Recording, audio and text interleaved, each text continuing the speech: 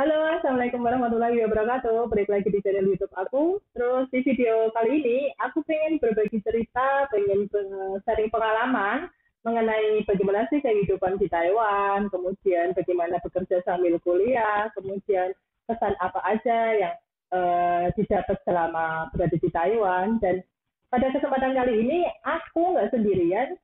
Aku ditemenin oleh salah seorang rekan aku yang kebetulan juga kuliah di UT. Nah, di seberang sana udah ada rekan aku, Hani Nur Hayati. Halo Hani. Halo Mbak Isya. Gimana kabarnya? Alhamdulillah. Dingin. Iya, jadi Hani ini juga kebetulan satu jurusan sama aku ya. Jadi kami ngambil prodi ilmu komunikasi, tapi Hani ini sudah semester akhir. Dan emang keren banget sih, karena gimana ya, kita di sini kan bekerja, kemudian kalau kita juga nyambil kuliah, dan yang hebat ini sudah semester akhir dan bentar lagi udah selesai, tinggal nunggu karir aja ya nih ya. Iya, kelihatannya keren ya. Susahnya nggak kelihatan ya. Pusing-pusingnya nugasnya ya. Deh pokoknya deh. Jadi pada kesempatan kali ini aku pengen sharing-sharing, ngobrol santai aja sih mengenai gimana selama ada di Taiwan, kemudian kesan-kesan pertama apa aja yang kira-kira bisa buat jadi referensi buat teman-teman seperti itu. Jadi aku pengen tahu Hani itu udah di Taiwan udah berapa lama nih?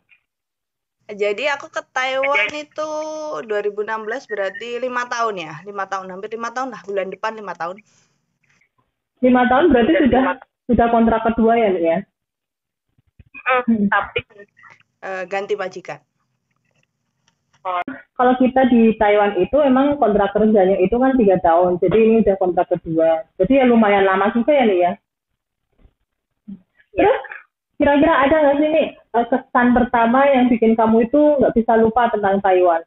Misalnya baru pertama kali datang terus tahu oh ternyata Taiwan kok seperti ini, atau mungkin kaget dengan bahasanya, atau mungkin kaget dengan makanannya yang tuh kok beda banget kayak gitu. Ada nggak sih nih? Yang bikin kaget sih pertama kali mungkin makanannya ya. Kan beda banget ya lidahnya sama kita orang Indonesia. Yang di Indonesia semua makanannya rasanya kuat-kuat, di sini dikurangin banget. Apalagi dulu waktu di majikan pertama di sana vegetarian. Jadi full makannya masaknya cuma pakai jahe dan Sih aku sendiri juga ngerasain seperti itu ya, yang benar-benar seminggu itu nggak bisa makan karena makanannya nggak ada rasanya gitu. Dan itu udah benar-benar jadi yang pengalaman sendiri ya, yang oh ternyata seperti ini loh, oh luar negeri ya, yang baru baru pertama kali ini sih ya kita ke luar negeri. Terus kira-kira apa sih yang bikin kamu kok memilih Taiwan? Kenapa kamu nggak pergi ke Malaysia atau ke Singapura yang lebih dekat kayak gitu? Kenapa kok ke Taiwan?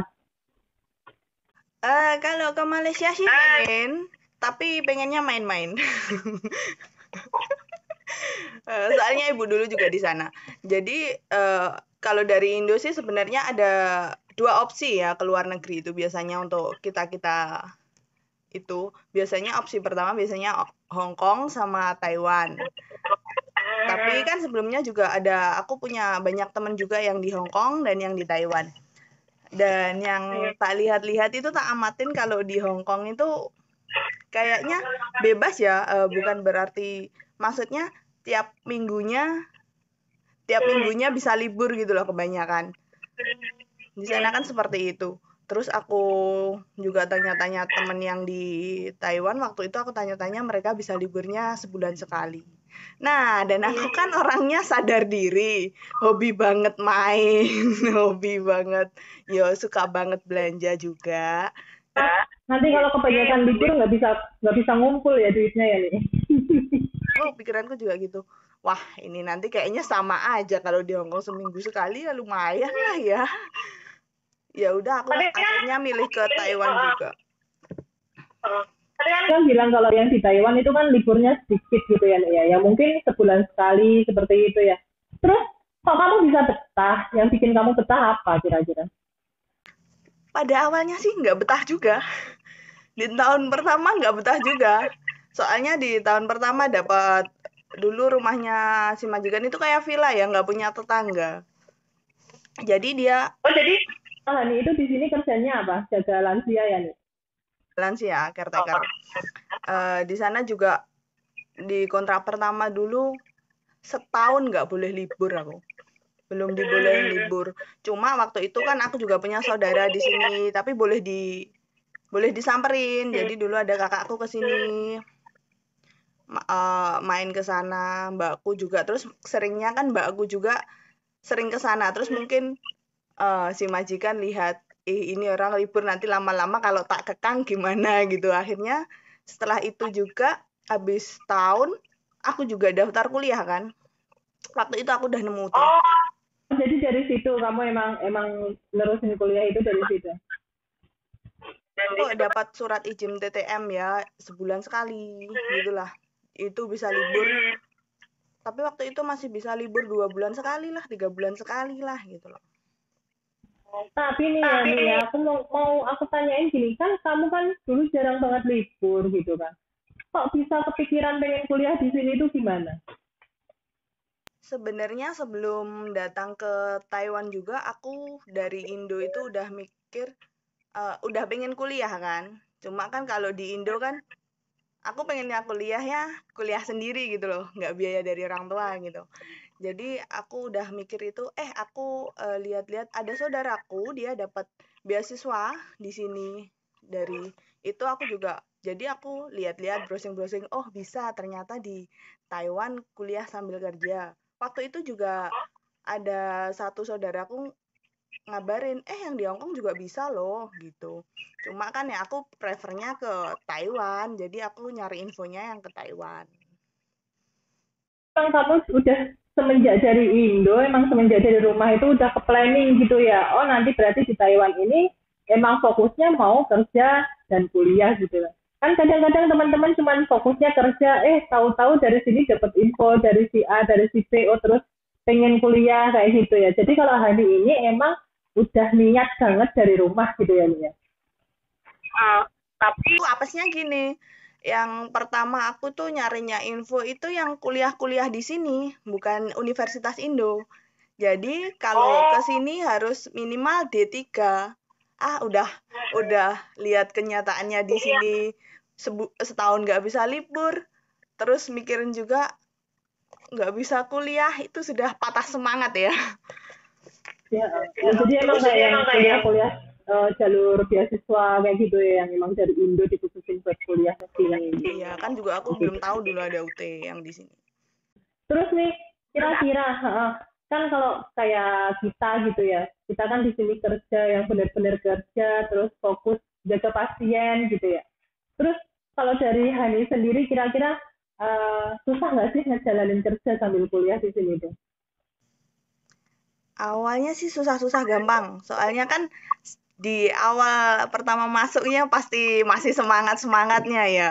Jadi kerjaan apapun, meskipun kerjaannya 24 jam, bisa dibilang kita 24 jam ya siap siaganya. Eh, tapi waktu itu waktu di sana bisa istirahat itu mulai jam 8, jam 9, nah itu udah full istirahat kan. Tapi ya cuma, ya tetap ada siap siaga kalau dipanggil sewaktu-waktu. Jadi bisa ngerjain tugas, nyari tugas itu kan ya di malam. Jadi Pas emang pasien udah istirahat kita baru mulai aktif mulai aktif googling sana sini gitu ya nih ya. soal kita kan termasuk spesies makhluk nokturnal yang malam Jadi melek. emang biasa biasa hidup malam ya nih. Iya iya. Paham nih. Terus kira-kira nih kan ini aku denger ya, Hani itu di sini selain kerja, selain kuliah, kok masih bisa nyambi bisnisan. Nah, terus kira-kira bagi waktunya tuh kayak gimana gitu loh. Apa kamu nggak pusing, nggak bingung? Oh siang harus jaga pasien, oh harus nyambi kerja, masih harus nyambi bisnis. Nah kayak gitu kira-kira gimana bagi waktunya? Kamu nggak bingung? Ya awal ya tetap nggak bingung sih, cuma aku selalu ngejalanin aja, soalnya emang kalau bisnis kayak jualan nyambi-nyambi itu kan udah kayak passion ya. Jadi di Indo pun sebelum kesini aku juga pernah kayak gitu, cuma kan memulainya dulu biasanya cepet mungkin dalam waktu singkat udah, tapi kan ternyata di sini tuh kita kan kenyataannya emang kerja kita 24 jam, tapi sebenarnya kita juga pegang HP 24 jam walaupun sembunyi-sembunyi. Jadi aku sudah di waktu tahun pertama itu di sini udah kayaknya browsing, terus YouTube, terus mainan sosmed, itu kayaknya cuma gitu-gitu aja kak. Kayaknya gimana gitu ya. Terus akhirnya di akhir Sambil dinikmati aja gitu ya nih ya. Jadi kadang kan ada, kadang kan ada teman-teman yang kadang sering nanya gini, Mbak takut nanti kalau kita udah kerja terus nyambi-nyambi sekolah di sini takut malah nanti nggak bisa bagi waktu, takut ini, takut gitu. Tapi setelah dijalani, setelah kita ngerasain malah kayak enjoy aja ya. Jadi udah kebiasa, ini ya jam kerja, ini ya udah jamnya sekolah gitu, seperti itu ya nih ya. Karena kan emang sekolahnya sendiri kan juga fleksibel ya sebenarnya. Cuma ada waktunya yang ditentuin sekelas ya mungkin waktu-waktu yang dikumpulin sekelas kita jadi diobrolin dulu. Jadi walaupun nyambi pun sebenarnya kita nyimak kan juga masih bisa. Jadi yang mereka takutkan kan kayak aku dulu juga pertama juga takut sih. Tapi kan yang setelah dijalani ternyata yang ditakutkan itu ya nggak ada. Ternyata enjoy aja. Karena emang mereka udah ketakutan sendiri, jadinya aduh takut ini, takut itu, jadi malah nggak mau mencoba gitu lagi.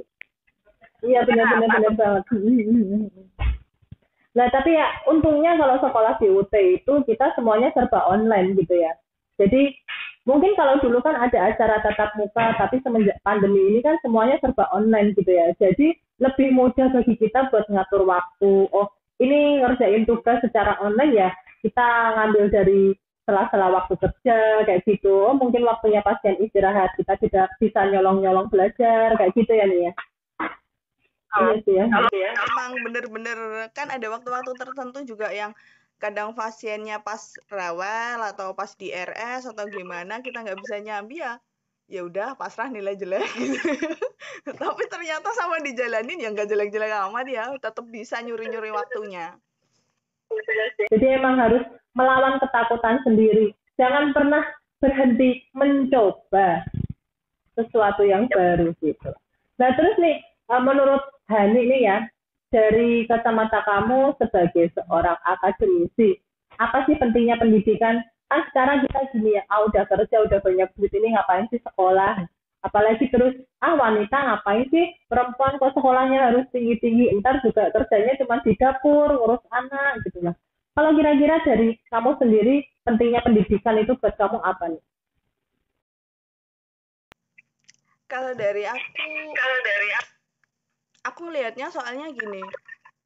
Soalnya zaman juga berubah, era berubah. Kalau enggak dari kita sendiri enggak mau ngimbangin ya bukan dari ilmu akademisi aja ya.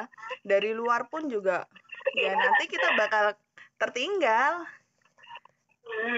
Jadi mau nggak mau ya emang kita itu harus mengupgrade lah ya istilahnya, kita harus mau nggak mau ya harus upgrade diri sendiri gitu ya. Dan saat ini pun kalau ngelihatnya udah di sini banyak duit, iya di sini, apa nggak pulang? Apa nggak mau pulang? Jadi seenggaknya juga pendidikan itu penting nanti buat bekal kita ketika kita sudah pulang di Indo gitu ya.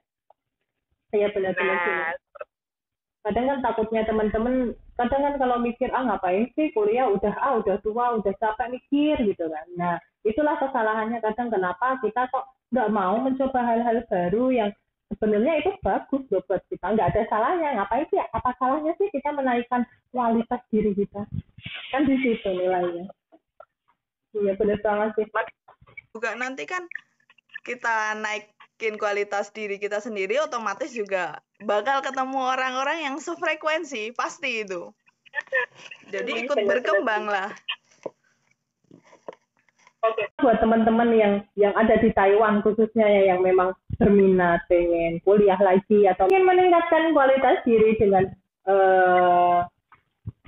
pengen sekolah lagi di perguruan tinggi atau pengen masuk UT, mungkin bisa jadi referensi buat kalian juga sih ya. juga sih ya. Iya, iya. Juga soalnya waktu pertama kali ada teman sekelasku, itu dia tinggalnya di Pulau Kimen. Dia masih Taiwan, tapi Pulau Kimen. Jadi waktu itu kan di waktu Itu kan di luar pulau kan? jadi waktu itu aku masih masih ada TTM kan, waktu itu belum ada corona kan ya. Jadi di sini masih ada temanku itu bapak-bapak, mungkin ada ya 30-40 tahunan ya. Itu dia punya semangat belajar, tak akuin keren banget. Jadi itu juga jadi pacuanku. Itu usianya udah hampir 40 tahun itu ya nih. Dia pun di sini juga berkeluarga, tapi keluarga dari Indonesia. Ya itu yang paling keren itu aku melihatnya, dia di Pulau Kimen. Ketika harus datang ke Taipei untuk kuliah, dia harus naik pesawat, biaya sendiri, kadang sampai ketinggalan pesawat, tidur di bandara. Padahal tidur di bandara. Kimen sama Taipei itu jauh banget loh ya. Ya, naik pesawat enggak 1 jam. Dia benar-benar jiwa. Jadi waktu itu juga pernah punya rasa, awalnya juga punya rasa udah semangat, udah loyo, terus ngelihat temanku aja yang Pak ini malu malu sendiri. Kan kitanya jadi malu ya. Kira itu yang ibaratnya udah sepuh dari kita kok semangat belajarnya masih tinggi kayak gitu. Kita mencoba hal baru itu ya itu, kita nggak akan pernah ketemu, nggak akan pernah tahu bakal ketemu dengan yang seperti apa, keadaan seperti apa, orang-orang yang seperti apa, yang bisa buat pacuan untuk diri kita sendiri lah. Memang sudah waktunya keluar dari zona nyaman itu seperti itulah. Oke deh, kayaknya emang ya mungkin cukup ini aja kalian ya, mungkin ya obrolan santai-santai kayak gini bisa jadi referensi lah buat teman-teman yang kira-kira emang pengen punya minat lah buat kuliah lagi di Taiwan. Juga kan seru banget ya kan, di akhir baru semester berapa ya, aku juga masuk di organisasinya punya UT itu, di UTT Peduli itu. Jadi tambah menyenangkan, jadi makin ke belakang itu bukannya jadi makin bosen, jadi makin menyenangkan aja. Makin banyak tahu hal-hal baru, makin banyak kenal orang-orang baru gitu ya. Iya sih, benar. Iya benar. Setuju. Jadi buat teman-teman yang ibaratnya emang usianya masih muda, sayang banget sih kalau kataku ya, sayang banget kalau kalian kok nggak mau nerusin belajar, nggak mau nerusin ke perguruan tinggi kayak gini. Apalagi juga yang berumur kan juga banyak, yang ibu-ibu yang umur 30 ke atas yang masih punya semangat belajar tinggi itu kan. Kita minder kan ya? Jadi mindernya karena kita masih muda kok, gini-gini aja ya. Benar banget tuh.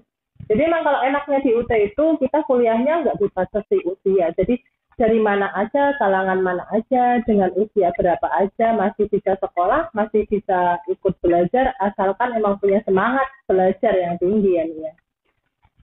Yep. Jadi buat teman-teman yang emang sekiranya minat banget ini nerusin sekolah, aku saranin sih ya buat para pekerja yang ada di Taiwan, aku saranin banget sih bisa masuk UT. Nanti ilmunya bakal benar-benar manfaat banget setelah kalian pulang ke Indonesia. Kalau ibaratnya kan kalau masuk kuliah kita harus setidaknya 4 tahun. Kalaupun masih takut-takut mencoba, kita bisa mulai dengan ikut yang kursus-kursus yang jangka pendek-pendek itu loh Mbak Isyah. Ada ya kayak ada bahasa Mandarin, sekarang kan banyak banget yang membuka pelatihan seperti itu ya. Ya mungkin kita nyediain sekolah merdeka juga loh. Jadi buat teman-teman yang pengen mungkin belum pengen kuliah, tapi di sana juga nyediain kursus bahasa Inggris, terus ada kursus videografi, kursus komputer seperti itu. Jadi emang nggak hanya khusus buat anak-anak kuliah juga, tapi emang UT itu ngerangkul semuanya ya, seluruh pekerja migran gitu ya.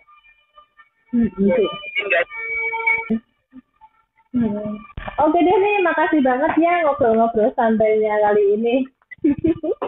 Jadi biar teman-teman juga punya pandangan lah, mulai punya pandangan. Oh, ternyata kuliah sambil kerja itu enggak menyeramkan itu gitu ya. Masih sangat bisa dinikmati. Bener banget ya. Oke deh, nih, makasih banget buat kesempatannya, udah mau nemenin aku ngobrol santai, dan semoga cepat kelar juga kuliahnya, udah semester akhir, udah tinggal nunggu karir, dan moga-moga bisa cepat juga deh, amin. Oke deh, nih, makasih banyak ya. Baik ya, sama-sama. Oke, buat teman-teman, sekian video dari aku. Semoga videonya bermanfaat buat teman-teman tentunya. Dan jangan lupa tetap semangat, mandiri, mengukir prestasi. Assalamualaikum warahmatullahi wabarakatuh. Waalaikumsalam warahmatullahi wabarakatuh.